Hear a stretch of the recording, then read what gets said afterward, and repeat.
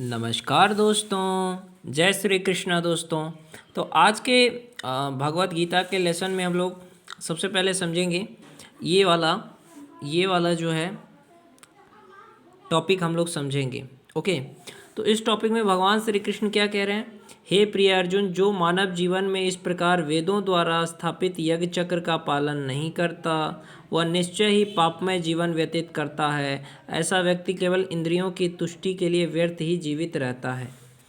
इस श्लोक में भगवान ने कठोर परिश्रम करो और इंद्रिय तृप्ति का आनंद लो इस सांसारिक विचारधारा का तिरस्कार किया है। यहाँ पे ध्यान देने वाली बात क्या है, कठोर परिश्रम करो और इंद्रिय तृप्ति का आनंद लो, इस सांसारिक विचारधारा का तिरस्कार किसने किया है? भगवान श्री कृष्ण ने। अतः जो लोग इस संसार में भोग करना चाहते हैं उन्हें उपयुक्त यज्ञ चक्र का अनुसरण करना परम आवश्यक है। जो ऐसे विधि विधानों का पालन नहीं करता अधिकाधिक तिरस्कृत होने के कारण उसका जीवन अत्यंत संकटपूर्ण रहता है। प्रकृति के नियमानुसार यह मानव शरीर विशेष रूप से आत्म साक्षात्कार के लिए मिला है। ये जो हमारा शरीर हमें मिला है वो इसलिए मिला है ताकि हम अपने आप को पहचान सकें, आत्मा के बारे में जान सकें, जिसे हम कर्मयोग, ज्ञान योग या भक्ति योग में से किसी एक विधि से प्राप्त किया जा सकता है। आत्म साक्षात्कार कैसे प्राप्त किया जा सकता है? कर्म योग से, ज्ञान योग से या भक्ति योग से। इसको विधि है, तीनों विधि, इससे हम प्राप्त कर सकते हैं आत्म साक्षात्कार के ज्ञान को। इन योगियों के लिए यज्ञ संपन्न करने की कोई आवश्यकता नहीं रहती क्योंकि ये पाप पुण्य से परे होते हैं। यज्ञ कौन कर रहा है? जो पाप पुण्य को जानता है। और जो योगी ऐसे हैं जिसके मन में कोई इंद्रिय तृप्ति के लिए कोई अभिलाषा नहीं है, वो कोई भोग भोगना नहीं चाहता है, तो उसके लिए पाप और पुण्य दोनों से वो परे होते हैं।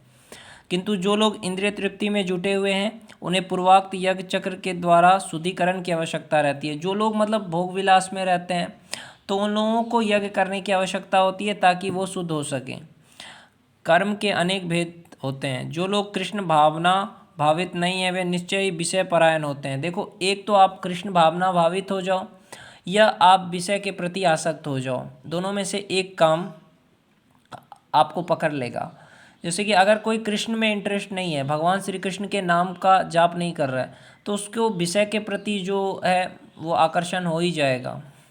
अतः उन्हें पुण्य कर्म करने की आवश्यकता होती है।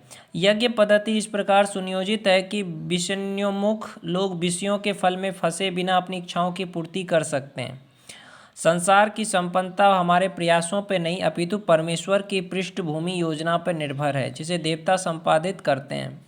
अतः वेदों में वर्णित देवताओं को लक्षित करके यज्ञ किए जाते हैं। अप्रत्यक्ष रूप में यह कृष्ण भावनामृत का ही अभ्यास रहता है क्योंकि जब कोई इन यज्ञों में दक्षता प्राप्त कर लेता है तो वह अवश्य कृष्ण भावना भावित हो जाता है। मतलब अगर कोई यज्ञ भी करता है तो उसका मन शुद्ध हो जाता है और उसका मन भगवान श्री कृष्ण के प्रति लग ही जाता है। तो इस तरह से हम समझ रहे हैं कि अप्रत्यक्ष रूप से कृष्ण भावनामृत का ही अभ्यास रहता है क्योंकि जब कोई इन यज्ञों में दक्षता प्राप्त कर लेता है तो अवश्य ही कृष्ण भावना भावित हो जाता है। आप कोई भी यज्ञ कर रहे हो ना, तो आप एक तरह से भगवान श्री कृष्ण की ही पूजा कर रहे हो। किंतु यदि ऐसे यज्ञ करने से कोई कृष्ण भावना भावित नहीं हो पाता तो इसे कोरी आचार संहिता समझना चाहिए। अगर यज्ञ करने के बाद भी अगर कृष्ण भावनामृत इंसान नहीं होता है तो इसका यज्ञ जो है वो व्यर्थ हो जाता है। अतः मनुष्य को चाहिए कि वे आचार संहिता तक ही अपनी प्रगति को सीमित ना करे अपितु उसे पार करके कृष्ण भावनामृत को प्राप्त हो। यज्ञ का भी आखिरी लक्ष्य होना चाहिए कृष्ण को प्राप्त करना। किंतु जो व्यक्ति आत्मा में ही आनंद लेता है, जिसका जीवन आत्म साक्षात्कार युक्त है, जो अपने ही पूर्णतया संतुष्ट रहता है, उसके लिए कुछ करणीय कर्तव्य नहीं होता। इसका मतलब क्या है समझिए, यहाँ पे लिखा हुआ है, जो व्यक्ति पूर्णतया कृष्ण भावना भावित है और अपने कृष्ण भावनामृत के कार्यों से पूर्णतया संतुष्ट रहता है उसे कुछ भी नियत कर्म नहीं करना होता। अगर कोई साधु है और वो कृष्ण भावनामृत है यानी कृष्ण का ही कथा कर रहा है, कृष्ण का ही प्रसाद बना रहा है, कृष्ण का ही प्रसाद खा रहा है, तो वो एक तरह से खुश है क्योंकि वो कृष्ण में लगा हुआ है, वो दुनिया के किसी भी चीज़ में लगा हुआ नहीं है।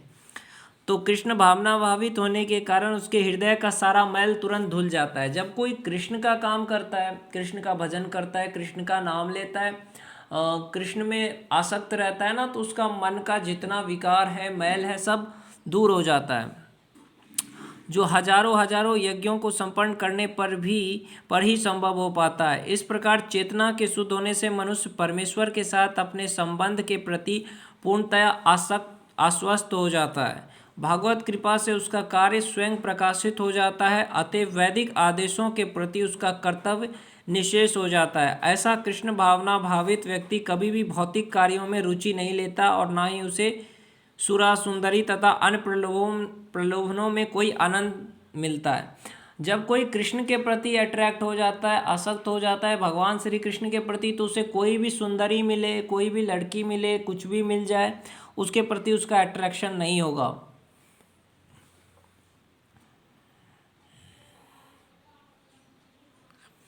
जय श्री कृष्णा दोस्तों।